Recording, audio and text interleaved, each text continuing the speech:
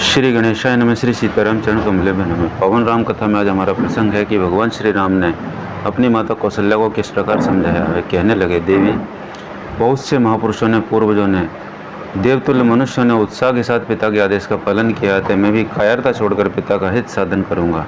देवी, केवल मैं ही इस प्रकार के आदेश का पालन नहीं कर रहा हूँ। जिनकी मैंने अभी चर्चा की है उन सबने भी पिता के आदेश का पालन किया है। माँ, मैं तुम्हारे प्रतिकूल किसी नवीन धर्म का प्रचार नहीं कर रहा हूँ। पूर्व काल के धर्मात्मा पुरुषों को भी यह अभिष्ट था। मैं तो उनके चले हुए मार्ग का अनुसरण करता हूँ। इस भूमंडल पर तो सबके लिए करने योग्य वही मैं भी करने जा रहा हूँ। इसके विपरीत कोई न करने योग्य काम नहीं कर रहा हूँ। पिता की आज्ञा का पालन करने वाला कोई भी पुरुष धर्म से भ्रष्ट नहीं होता। अपनी माता से ऐसे वचन कहकर वाक्य व्यक्ताओं में श्रेष्ठ समस्त धनुर्धर शिरोमणि श्री राम ने पुनः लक्ष्मण से कहा, लक्ष्मण, मेरे प्रति तुम्हारा जो परम उत्तम स्नेह है उसे मैं जानता हूँ। तुम्हारे पराक्रम, धैर्य और दूरदर्श तेज का भी मुझे ज्ञान है। शुभ लक्ष्मण, मेरी माता को जो अनुपम एवं महान दुख हो रहा है वह सत्य और शम के विषय में मेरे अभिप्राय को न समझने के कारण है। संसार में धर्म ही श्रेष्ठ है, धर्म में ही सत्य की प्रतिष्ठा है। पिताजी का यह वचन भी धर्म के आश्रित होने के कारण परम उत्तम है। वीर, धर्म का आश्रय लेकर रहने वाला पुरुष को पिता, माता अथवा ब्राह्मण के वचनों का पालन करने की प्रतिज्ञा करके उसे मिथ्या नहीं करना चाहिए। वीर, अतः मैं पिताजी की आज्ञा का उल्लंघन नहीं कर सकता, क्योंकि पिताजी के कहने से ही कैकेयी ने मुझे वन में जाने की आज्ञा दी है। इसलिए केवल छात्र धर्म का अवलंबन करने वाली इस ओछी बुद्धि का त्याग करो, धर्म का आश्रय लो, कठोरता छोड़ो और मेरे विचार के अनुसरण चलो। अपने भाई लक्ष्मण से सौहार्दवश ऐसी बात कहकर उनके बड़े भाई श्री राम ने पुनः कौशल्या के चरणों में मस्तक झुकाया और हाथ जोड़कर कहा, देवी, मैं यहाँ से वन को जाऊँगा। तुम मुझको आज्ञा दो और स्वास्थ्य वाचन कराओ। यह बात मैं अपने प्राणों की शपथ दिलाकर कहता हूँ। जैसे पूर्व काल में राजर्षि ययाति स्वर्गलोक को त्याग करके पुनः भूतल पर उतर आए थे, उसी प्रकार मैं भी प्रतिज्ञा पूर्ण करके पुनः वन में अयोध्यापुरी को लौट आऊँगा। माँ, शोक को अपने हृदय में ही अच्छी तरह दबाए रखो, शोक न करो। पिता की आज्ञा का पालन करके मैं फिर वनवास यहाँ लौट आऊँगा। तुमको, मुझको, सीता को, लक्ष्मण को और माता सुमित्रा को भी पिताजी की आज्ञा में ही रहना चाहिए। यही सनातन धर्म है। माँ, यह अभिषेक की सामग्री लेकर जाकर रख दो। अपने मन का दुख मन में ही दबा दो और वनवास के संबंध में जो मेरा धर्मानुकूल विचार है उसका अनुसरण करो। मुझे जाने की आज्ञा दो। श्री रामचंद्र जी की यह धर्मानुकूल तथा व्यग्रता और आकुलता से रहित बात सुनकर जैसे मरे हुए मनुष्य के प्राण आ जाएं, उसी प्रकार देवी कौशल्या मूर्छा त्याग कर होश में आ गई और अपने पुत्र श्री राम को देखकर इस प्रकार कहने लगी, बेटा, धर्म और स्वाद के नाते जैसे पिता तुम्हारे लिए आदरणीय गुरुजन है, वैसे ही मैं भी हूँ।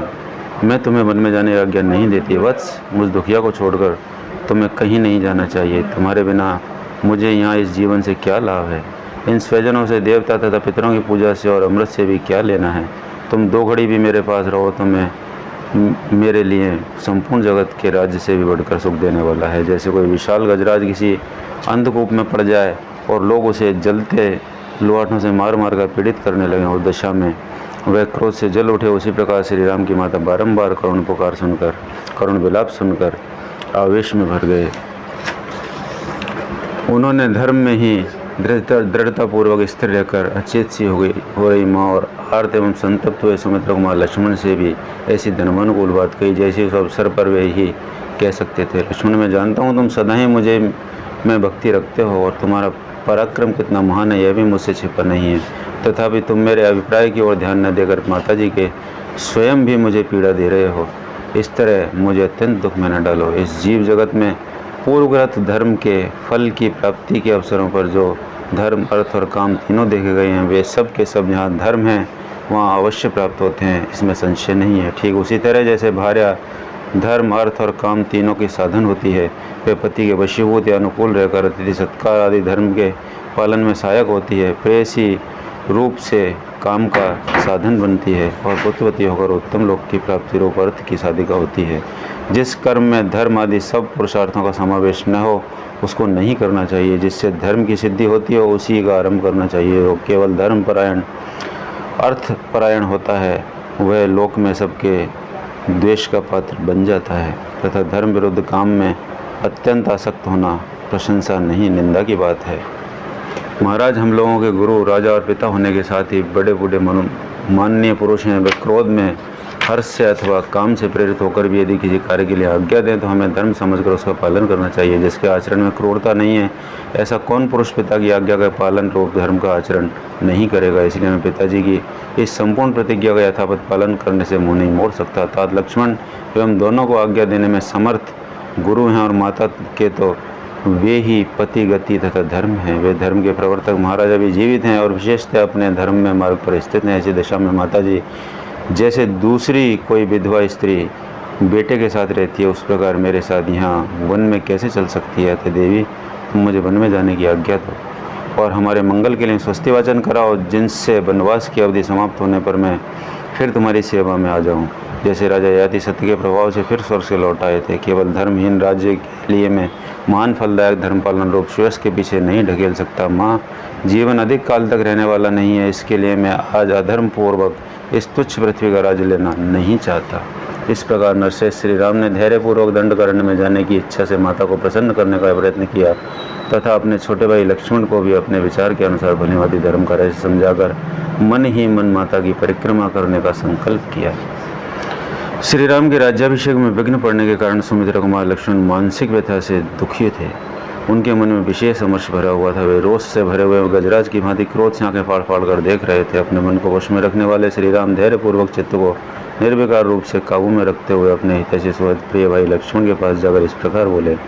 लक्ष्मण, केवल धैर्य का आश्रय लेकर अपने मन के क्रोध और शोक को दूर करो, चित्त से अपमान की भावना निकाल दो और हृदय में भली भांति हर्ष भरकर मेरे अभिषेक के लिए ये जो उत्तम सामग्री एकत्र की गई इसे शीघ्र हटा दो और ऐसा कार्य करो जिससे मेरे वनगमन में बाधा उपस्थित नहीं हो। सुमित्रा नंदन, अब तक अभिषेक के लिए सामग्री जुटाने में तुम्हारा उत्साह था, वह इसे रोकने और मेरे बन जाने की तैयारी करने में होना चाहिए।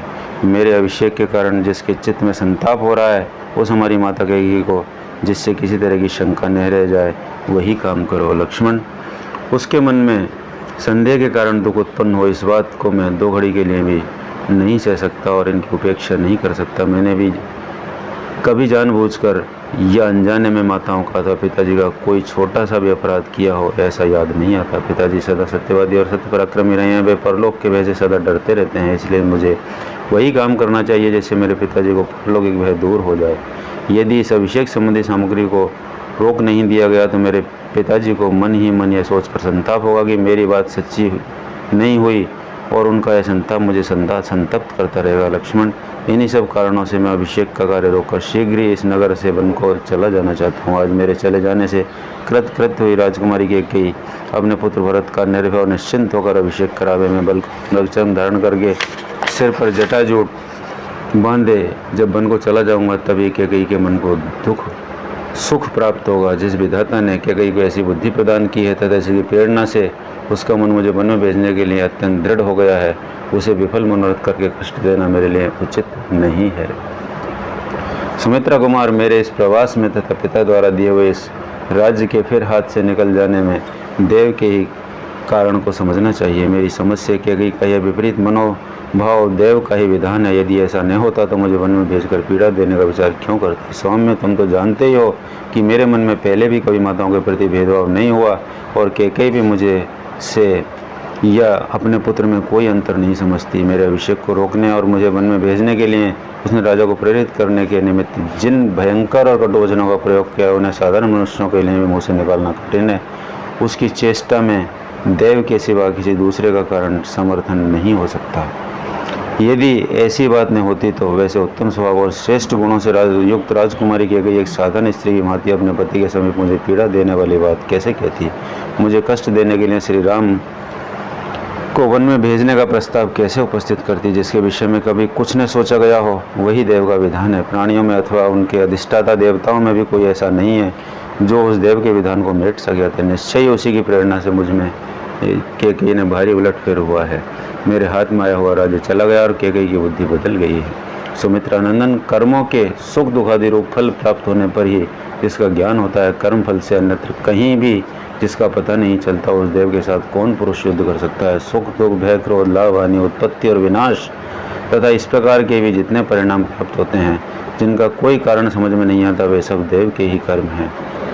उग्र तपस्वी ऋषि भी देव से प्रेरित होकर अपने तीव्र नियमों को छोड़ बैठते हैं और काम क्रोध के विवश हो मर्यादा से भ्रष्ट हो जाते हैं। जो बात बिना सोचे विचारे अकस्मात सिर पर आ पड़ती है और प्रयत्न द्वारा आरंभ किए हुए कार्य को रोककर एक नया ही कांड उपस्थित कर देती है, अवश्य वह देव का विधान है। इस तात्विक बुद्धि के द्वारा स्वयं ही मन को स्थिर कर लेने के कारण मुझे अपने अभिषेक में विघ्न पड़ जाने पर दुख या संताप नहीं हो रहा है। इसी प्रकार तुम भी मेरे विचार का अनुसरण करके संताप शून्य और राज्याभिषेक के इस आयोजन को शीघ्र बंद करा दो।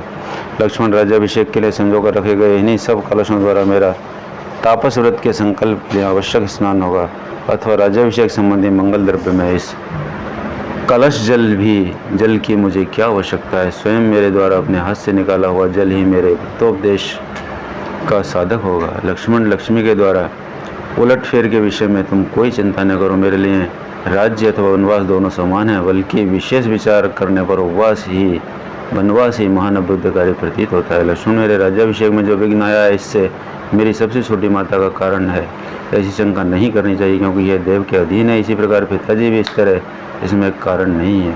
तुम तो देव और उसके अद्भुत भाव को जानते हो, वही इसका कारण है। दोस्तों, बहुत ही शानदार रहा, बहुत मार्मिक प्रसंग। धन्यवाद, नमस्कार।